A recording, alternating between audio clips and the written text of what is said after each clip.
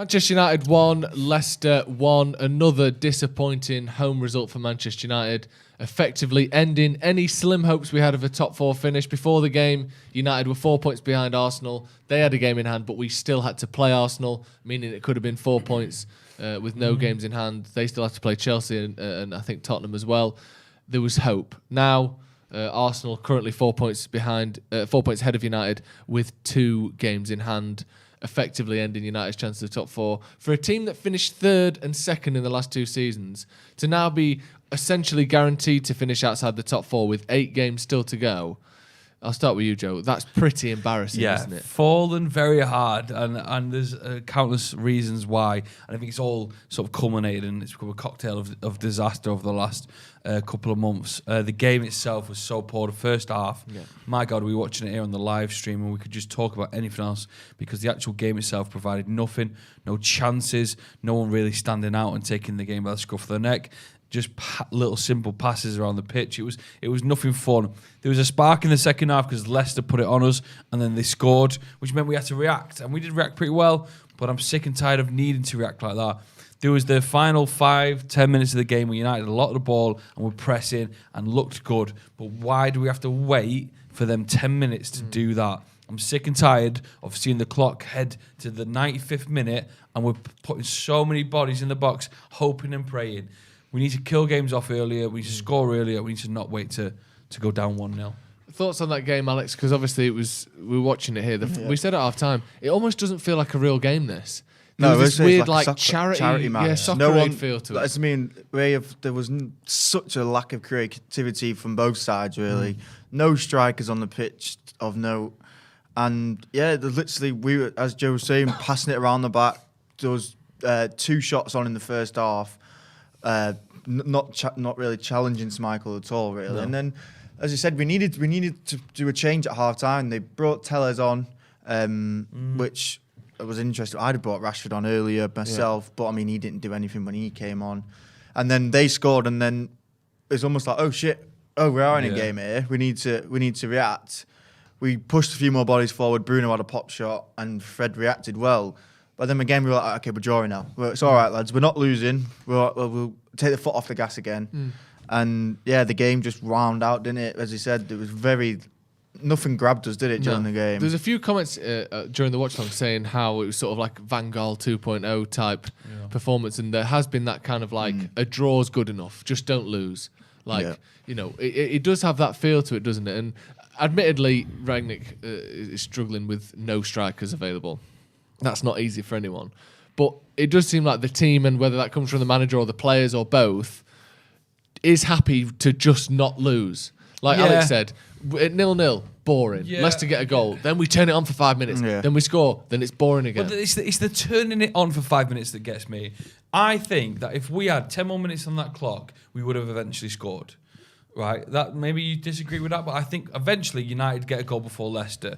Because we just went through it, we really gave it our own. Some players had a good couple of chances, and I felt we would have created more. So why can't we turn it on sooner or quicker? And why does it have to take a reaction to make us want to score a goal? We're at Old Trafford. Adam McCullough, we speak to fans later on. They have spent their Saturday building up to this game. They've been meeting mates, have a couple of beers, and now they've got to just first game in 3 weeks. The excitement. We were happy to be back watching again. It's just nothing. Who's nothing not motivating these players, and why aren't they individually not motivated? That frustrates me. Why aren't they in themselves wanting to do better? What's not enough for that? Like Shaw's going away saying I'm not happy or whatever. It'll make their Saturday better. Yeah. Like, why aren't they? It looks doing like they've given up to me. It looks like collectively they're going at 60%. Yeah. Enough to, draw against a decent don't lose. team. It's all right. We probably weren't going to get top 4 anyway. Leicester a decent team, so let's not get caught out, and that'll do us. And it's just not good enough, is it? And that's the thing. We're sat here in the start of April. A lot of comments saying, top 4 was done a couple of months ago. And whilst I agree with the point, but there was some hope. Like I said, going into this game, there was some hope.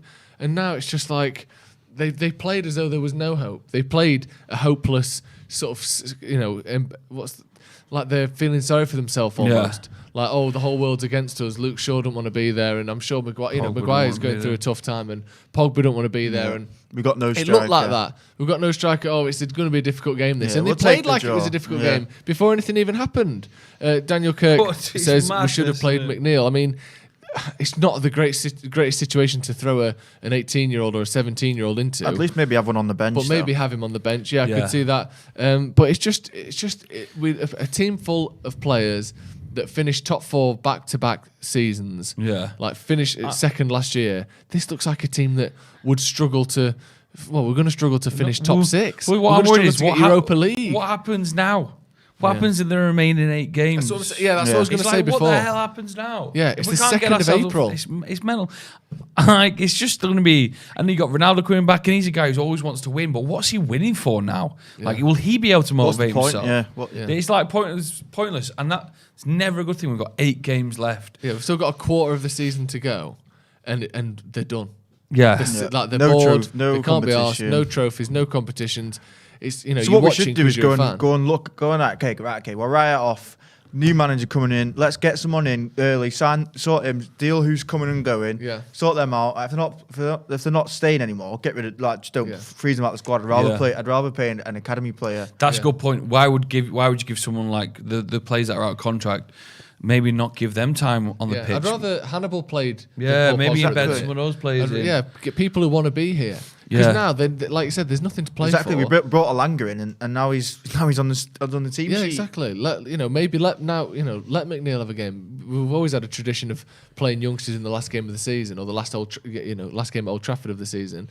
But we've basically got 8 games to try something out. Yeah. Like, we're not going to have Paul Pogba next season. We're not going to, probably, we're not going to have Cavani. We might not have Ronaldo. We might not have Luke Shaw. We might not have Matic. We might not have all these players. Let some of the youngsters come through who will be here, who do want to be here. It's just embarrassing. This summer's going to be absolutely horrific. It's going to be exciting, though. That's the one good thing about the end of this. Yeah. This run now to the end of the season is going to be rough. But the one thing we have to look forward to is we've got a pretty seismic change on the horizon. Yeah. There is a new manager coming in. There is a new structure coming in. Hopefully there'll be a handful of new players coming in as well. Certainly defensive midfielder, a striker, and after that we can sort of argue about whether it's full-backs or centre-backs. You get to a point now where big things coming this summer. Oh yeah, I get that. You get to a point now where you worry about even the new manager having to have this headache of this shite, not even Europa. What's the one after Europa? Conference. Having this shite Europa Conference League lurking over his head. Maybe he could play youngsters in that competition, but I don't want him to take it seriously. Please don't take it seriously, whoever comes in. Or because will we get Europa League? What is it, 5th and 6th? Yeah, Europa League. Well, probably will get Europa League, but still, Wolves pick up 3 points today against Aston Villa. Yeah, they're behind us. They'll keep coming and they'll keep knocking on. They've got determination. They've got a bit of pride about themselves. They've got a good manager. You don't see us slipping down. We've got big games. We've got Liverpool in a couple of weeks. Got Arsenal. They could turn us over. We could be, it's just not fun, is it? It's just not fun. I think, we've got a game in hand on Wolves. We're a point ahead of them. 2 points ahead of them, sorry. So I think we probably should have just enough to do that. I'm not sure United have got 51 points, by the way. Maybe they have, and I'm getting that wrong, but BBC's website saying 50. I might be wrong there. Either way, we're ahead of Wolves, and we've got a game in hand on them. So hopefully we'll be able to stay ahead of them.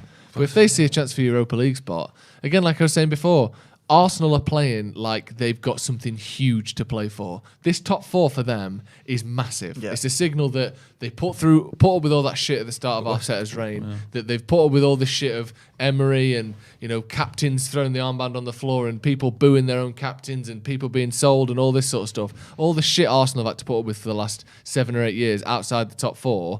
Top 4 for them is massive. Yeah. And now they've been playing like that. And United can't get top 4 anymore.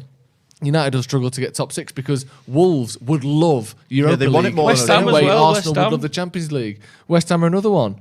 They would love it. 3 points behind it means us. more to them than it does to us because especially if we can't Europa get League is ourselves- shit for us. Especially if we can't get ourselves motivated for a game at Old Trafford. Yeah.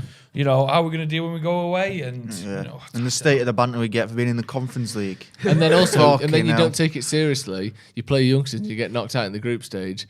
Then it's absolutely diabolical. Alpha Omega says, we had Sol and Role. After sacking him, all of our wins have been completely random and our games boring and predictable. Jesus Christ.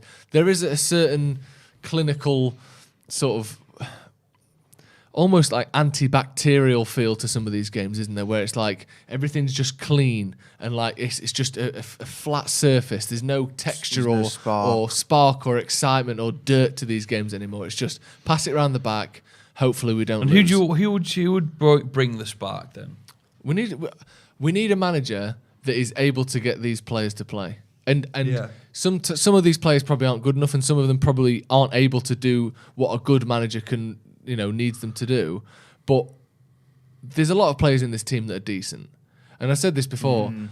If you put Varane or Fred or McTominay or Rashford, maybe not in this season's form, but generally speaking, Rashford or Ronaldo or Sancho or Bruno or Pogba into Man City's team, you put any one of them into their team and they look great because they're playing in a functioning team where every piece around them discipline in is the excellent. system, yeah. You put Zinchenko in United's team, do you think he looks good? No.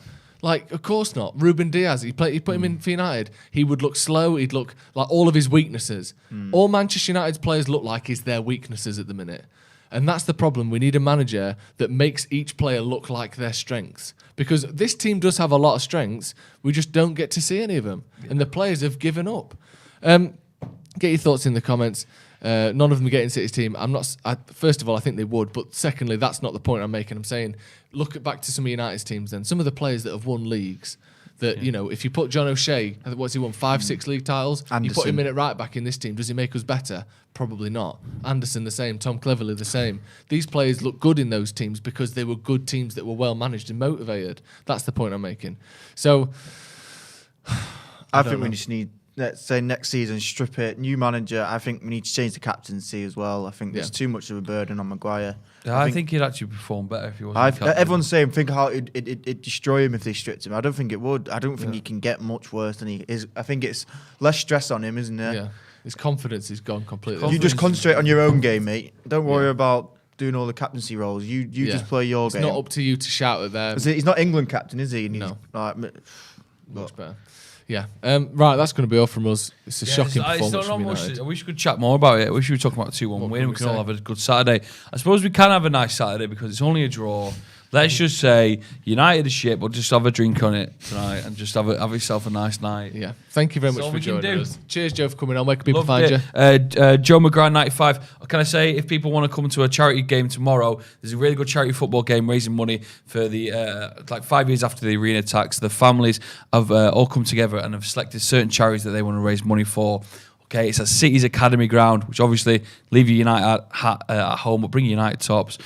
Good legends versus celebs like Wes Brown's playing, Matt Letizier's playing, Sean Goater's playing. Celebs include like the Blossoms and some big actors like Adam Thomas and that. Come down and see it. It's only like £5 for children, £10 for adults. Good fun.